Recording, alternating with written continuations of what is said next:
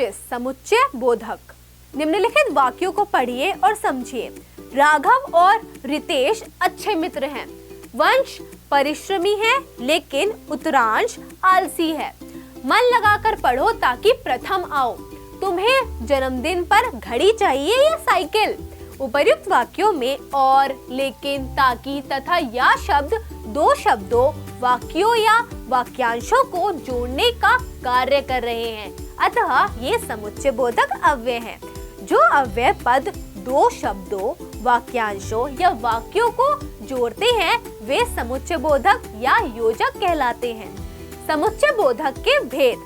समुच्चय बोधक के मुख्यतः दो भेद हैं, समानाधिकरण समुच्चय बोधक, व्यधिकरण समुच्चय बोधक। पहला, समानाधिकरण समुच्चय बोधक।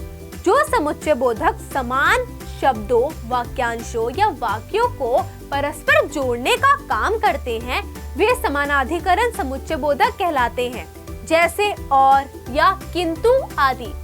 समानाधिकरण समुच्चय बोधक के भेद। समानाधिकरण समुच्चय बोधक अव्यय के चार भेद हैं। पहला, संयोजक, दूसरा विकल्प सूचक, तीसरा विरोध सूचक, चौथा परिमाण सूचक। पहला, संयोजक। जो अव्यय शब्द दो शब्दों, वाक्यों अथवा वाक्यांशों में संयोग प्रकट करते हैं वे संयोजक कहलाते हैं, जैसे क, राधा, गीता और सीता कल आएगी। ख, मैं ना चाय पीता हूँ और ना कॉफी। दूसरा, विकल्प सूचक। जो अव्यय शब्द दो वाक्यांशों, वाक्यों अथवा शब्दों में विकल्प दर्शाते हैं वे विकल्प सूचक कहलाते हैं, जैसे क, कमला अथवा विमला में से किसी को भेजो। ख, तुम पढ़ने बैठो अथवा सो जाओ।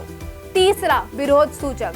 जो अव्यय शब्द दो कथनों में से प्रथम का विरोध या निषेध प्रकट करते हैं वे विरोध सूचक कहलाते हैं, जैसे क, उसने मुझे बुलाया है लेकिन मैं नहीं जाऊंगा। ख, दिव्या आएगी किंतु राधा को नहीं बुलाऊंगा। चौथा, परिमाण सूचक।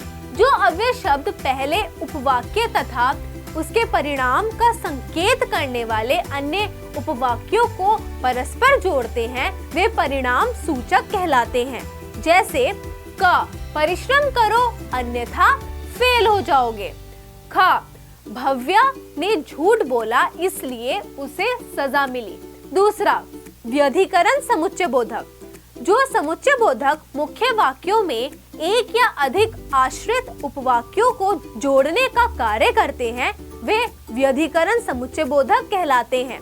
क, यदि वर्षा होती तो फसल ना सूखती। ख, यदि मैं बीमार ना पड़ा होता तो मुंबई अवश्य जाता। उपर्युक्त वाक्यों में क्रमशः वर्षा होती तथा बीमार ना पड़ा होता आश्रित उपवाक्य उनके साथ आए क्रमशः फसल ना सूखती तथा मुंबई अवश्य जाता प्रधान उपवाक्य से जुड़े हैं। उन्हें जोड़ने वाले योजक है यदि और तो, अतः ये व्यधिकरण समुच्चय बोधक है। व्यधिकरण समुच्चय बोधक के भेद।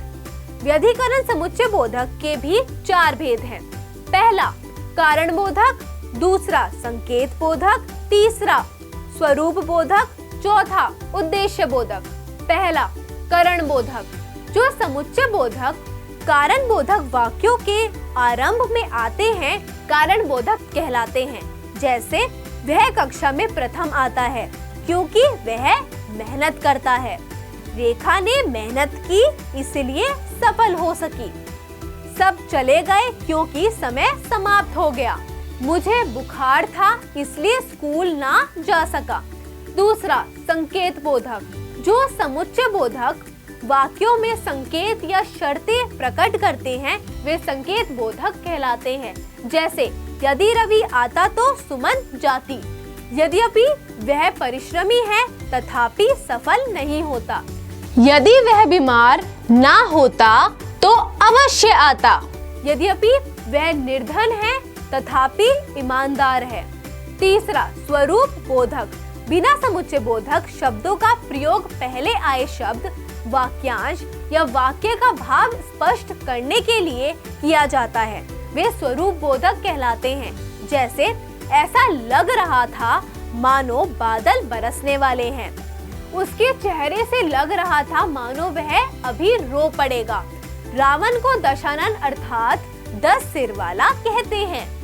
वह हमेशा सच बोलता है, मानो सत्यवादी हरिश्चंद्र हो। चौथा, उद्देश्य बोधक। जो समुच्चय बोधक दो उपवाक्यों को जोड़कर उनका उद्देश्य स्पष्ट करने का कार्य करते हैं, वे उद्देश्य बोधक कहलाते हैं। जैसे वह बाजार चला गया ताकि सामान ला सके। वह दिन रात मेहनत करता है ताकि कक्षा में प्रथम आ सके। मैं भागा जिससे गाड़ी पकड़ सकूं। रोज व्यायाम करो ताकि पतले हो सको।